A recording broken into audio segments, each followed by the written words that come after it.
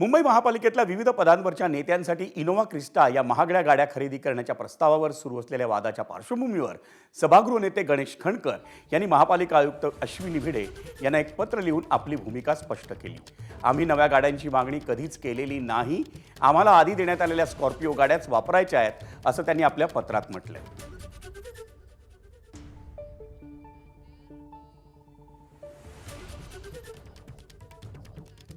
आणि गणेश खणकरांनी महापालिका आयुक्तांना लिहिलेल्या पत्रात नेमकं काय म्हटलंय ते पाहूया ग्राफिक्समधून।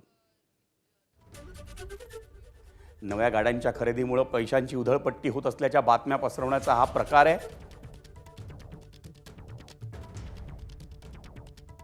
प्रत्यक्षात महापालिका प्रशासनाकडून गाड्या भाडेतत्वावर घेण्याचंच धोरण। विरोधकांकडून याबाबत जाणीवपूर्वक अपप्रचार होत असल्याचा खणकरांचा आरोप आहे आणि तो त्यांनी पत्रातून केलेला आहे। आम्ही नव्यानं कोणत्याही गाड्यांची मागणी केलेली नाही असं स्पष्टीकरण खणकरांनी दिलंय। सध्याच्या स्कॉर्पिओ व्यतिरिक्त इतर गाड्यांची विशेष सुविधा रद्द करण्याची मागणी ही खणकरांनी केली आहे। आयुक्त आणि महापौर वगळता अधिकारी आणि वैधानिक समिती अध्यक्षांना एकाच दर्जाच्या स्कॉर्पिओ गाड्या देण्याची सूचनाही त्यांनी पत्रातून केली आहे।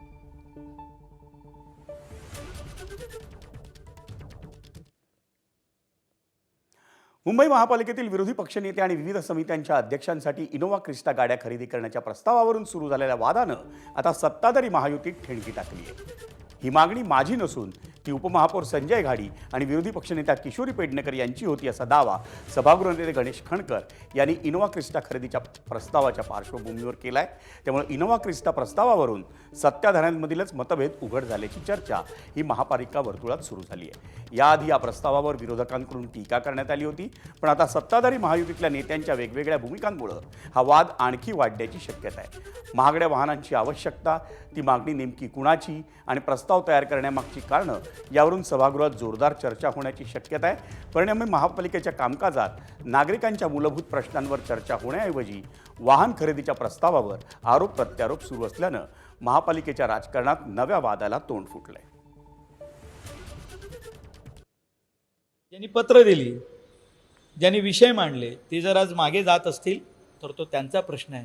त्यांचा सभागृह नेता म्हणून मी विषय बोललो आणि हे मी म्हटलं ना की मी कालपासून कुठल्याही माध्यमापासून लपवलेलं नाही, पण मी एकदाही माझं पत्र किंवा मी बंगला मागितला, मी सुरक्षा रक्षक मागितला, मी काही मागितलेलं नाही।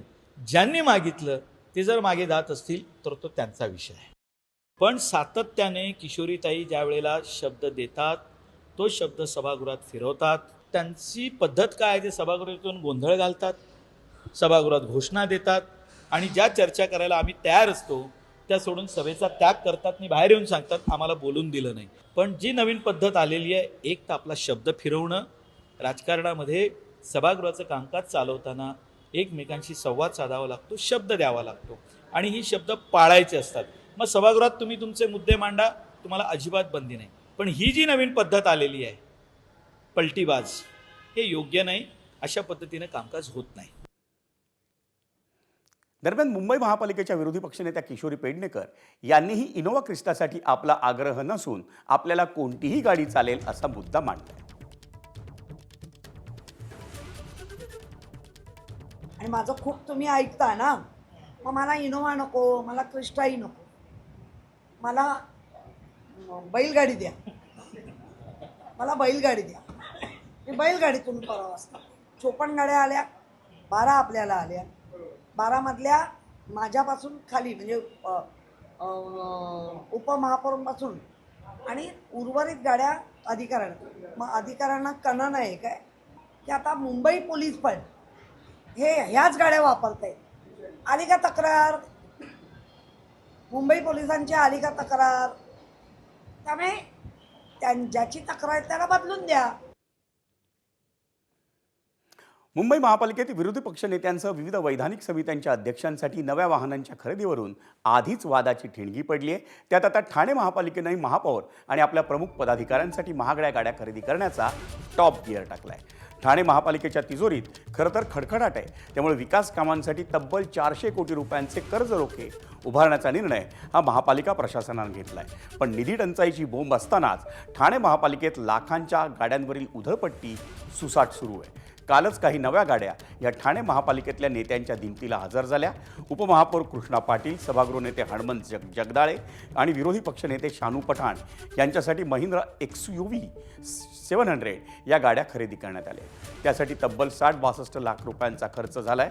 महापौर शर्मिला पिंपळोलकर यांच्यासाठी टोयोटो इनोव्हा या गाडीची खरेदी केली जाणार असून ती ऑगस्ट महिन्यात ताफ्यात दाखल होईल. त्यासाठी अतिरिक्त 20 लाख रुपयांचा खर्च केला जाणार आहे.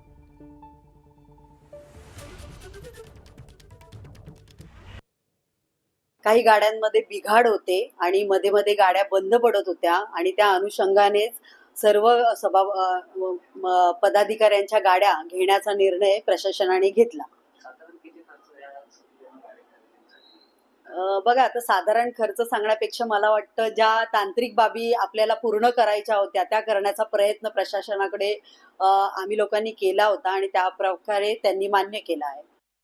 महापौर, उपमहापौर, सभागृह नेते यांच्या खरंच गाड्या जुन्या झालेल्या आहेत आणि ते आम्ही बघतोय की दौरे करतात, प्रत्येक वेळी फिरत आहेत, म्हणजे सकाळपासून संध्याकाळपर्यंत ठाणे शहरासाठी कामच करत आलेले आहेत. म्हणजे विरोध करायचा म्हणून विरोध करायचा असं म्हणजे आम्ही असं करणार नाही. कारण की तुम्हीही बघत आलात, तुम्ही महापालिकेमध्ये पत्रकार कक्षामध्ये असतात, गाड्या किती जुनी आहेत तेही बघितलेले आहेत. गाड्यांची कामं निघतात, दुरुस्तीसाठी सारख्या गाड्या पाठवाव्या लागतात. तो एकंदरीत तो खर्च पाहता नवीन गाड्या आलेल्या तर काय प्रॉब्लेम आहे. कोविडचा काळ आला आणि ह्या कोविडच्या काळामध्ये सर्वच यंत्रणा ठप्प होती. त्याप्रमाणे ह्या गाड्या सुद्धा तशाच बंद अवस्थेत काही प्रमाणात होत्या. 4 वर्षाचा जो काळ होता प्रशासनाचा, त्या काळात सुद्धा त्या वाहनं ती बंद अवस्थेत होती आणि त्याच्यामुळे ह्या गाड्या नव्याने घेणं अपेक्षित होतं. कारण की अनेक वेळा बघताय, तुम्ही महापौरांची गाडी असेल, जगदाळे साहेबांची गाडी असेल, विरोधी पक्षनेत्यांची गाडी असेल, ती बंद पडत होती प्रवासात. त्यामुळे ती बंद पडणं हे आपल्याला शोभनीय नाही, म्हणून ह्या गाड्या नव्याने घेतल्या.